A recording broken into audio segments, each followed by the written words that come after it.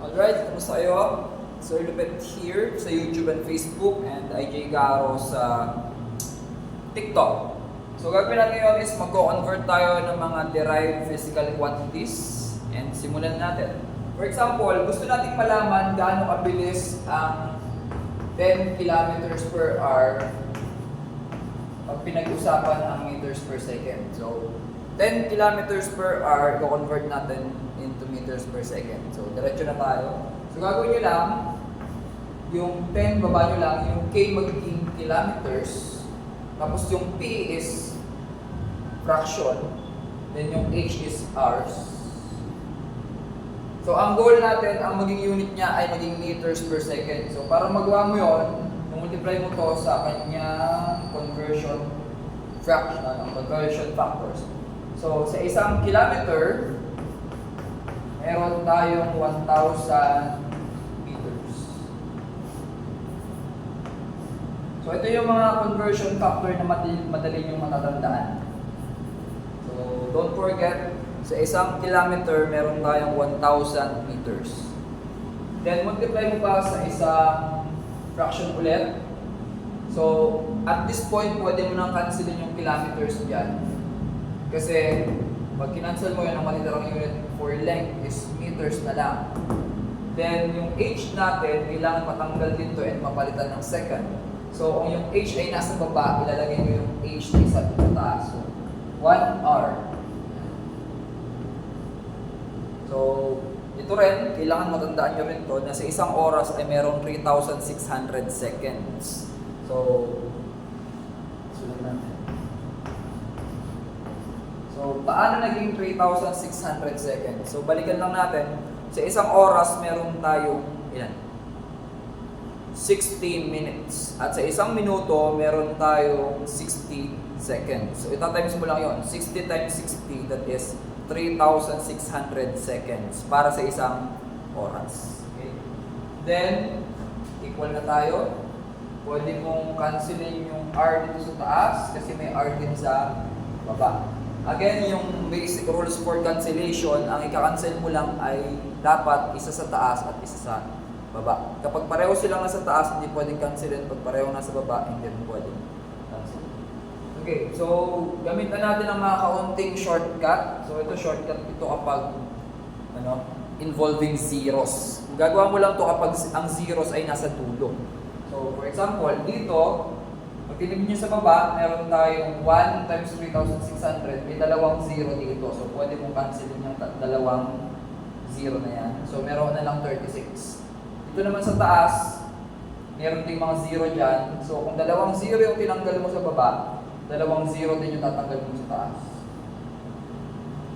Yan. So, kapag sinimplify natin, we will have 10 times 10 times 1. So, 10 times 10 is 100. Divided by 36. So, 10 times 10 is 100 divided by 36. Kasi 36 na lang yung natira sa ilalim. So, 36 times 1. So, ang magiging unit niyan will be yung meter sa taas per yung nasa baba is yung second. So, itong sagot na to, pwede nang tanggapin yan, accepted. But since wala ang calculator dito, so, task ninyo na ilagay sa comment section kung ano ang equivalent ng 100 over 36. So, i-divide nyo lang yon and then nearest 2 decimals.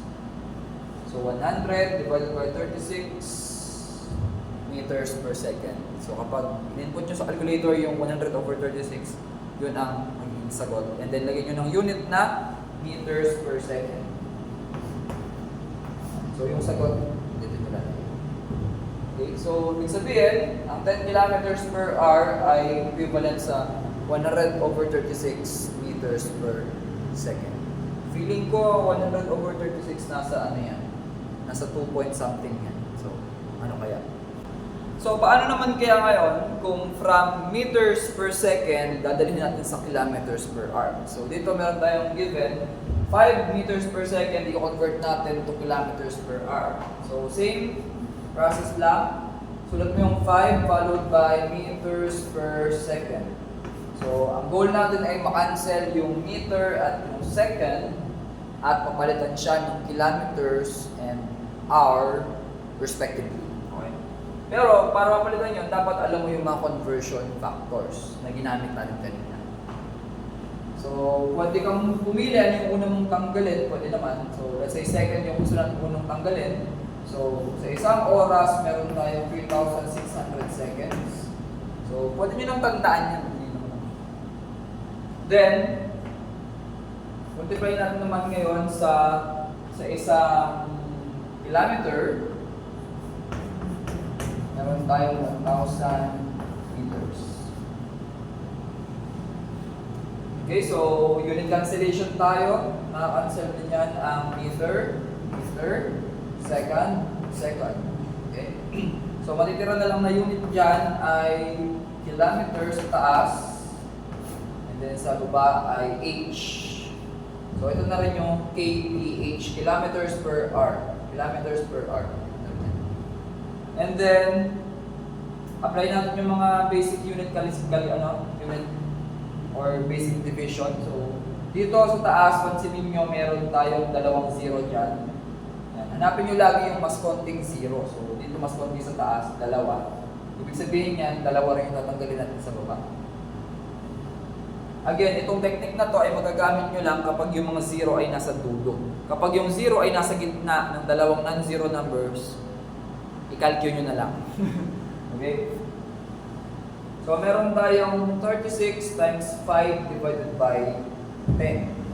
Kaya naman natin yan i-pindot dito. So, 36 times 5, meron tayong 30, 5 times 3, 15 plus 3, we have 18. So, meron tayong 180 divided by 10. So, sabi ko kanina, hanapin nyo yung mas konting zero. So, dito pareho naman silang naitik isang zero. So, pwede nyo cancelin yan. So, ibig sabihin, ang 5 meters per second ay equivalent sa 18 kilometers per hour. So, yan po ang equivalent ng 5 meters per second. The answer is 18 kilometers per hour. Okay, so yung given naman natin ngayon ay tinatawag na density. Yan. So, density, dito masusukat kung gaano karami yung amount ng matter per unit volume. Kaya nga ang unit niya ay kilogram per cubic meter. So, let's say meron tayong 12 kilograms per cubic meter. I-convert natin siya sa grams per cubic centimeter. So, medyo mabusisi itong process na to, kaya mainig kayo maigit. Okay. So, una, gagawin natin, meron tayo 12, bring down nyo lang, kilogram per cubic meter. So, ang goal natin ay makancel ang kilogram at ang cubic meter. And ang matirang unit na lang ay grams at cubic centimeter. So, times lang natin. So, dito, yung 1 kilogram ay equivalent sa 1,000 grams. So, huwag nyo kakalimutan yan. Every time na merong kilo, ibig sabihin nun, 3 zero. Times natin sa kabila.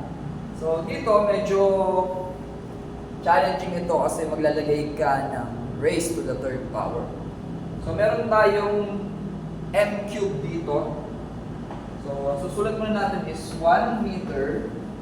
Sa isang meter, ilang centimeters. Tandaan nyo rin na sa isang meter, meron 100 centimeters. Tandaan nyo yun ha. Ngayon, ang clue doon is yung centi. Yung centi, ibig sabihin is 100. Pero, yung 100 ay nasa ilalim sa denominator. Kaya magiging 1 meter is equal to 100 centimeters.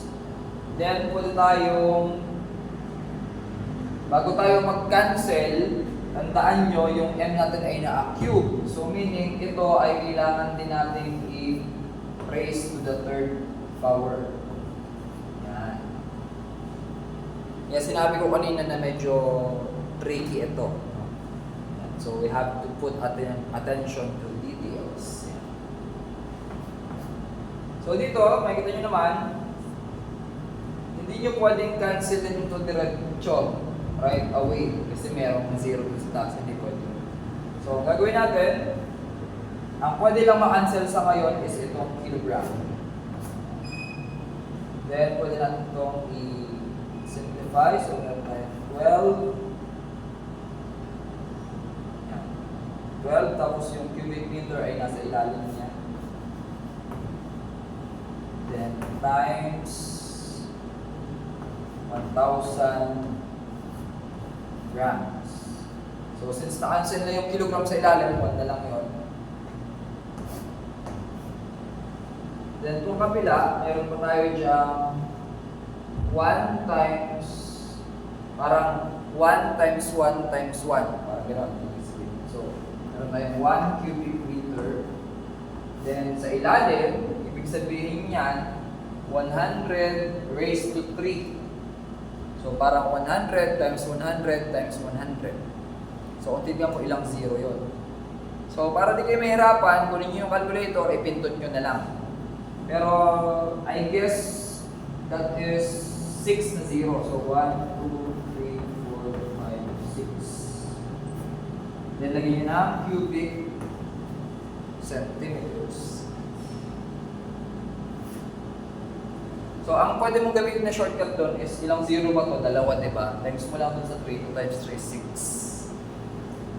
6. Okay, so sa ruling natin, hanapin mo yung mas konting 0 sa taas or sa baba. So, dito, mas konti ang 0 sa numerator. So, 1, 2, 3. So, pwede mong i-cancel yan. So, dito sa baba, tatlo lang din. So, 1, 2. So, kapag simplify natin, pwede mo na i-cancel yung cubic meter and cubic meter. So, makikita mo ang unit na lang is grams sa taas and cubic centimeter sa baba. So, meron tayong 12 divided by, ang natira is 1 times 1,000. So, 12 over 1,000 grams per cubic centimeter. Sa ibang reference, makikita mo yan yung gram per cc. Ibig sabihin ng cc is cubic centimeter. So itong 12 divided by 1,000, i-divide mo na lang sa calculator mo tapos i-comment mo dyan sa comment section. So yun yung magiging final answer natin. 12 over 1,000, nasaan yata yan? 0 point. Basta, malalaman mo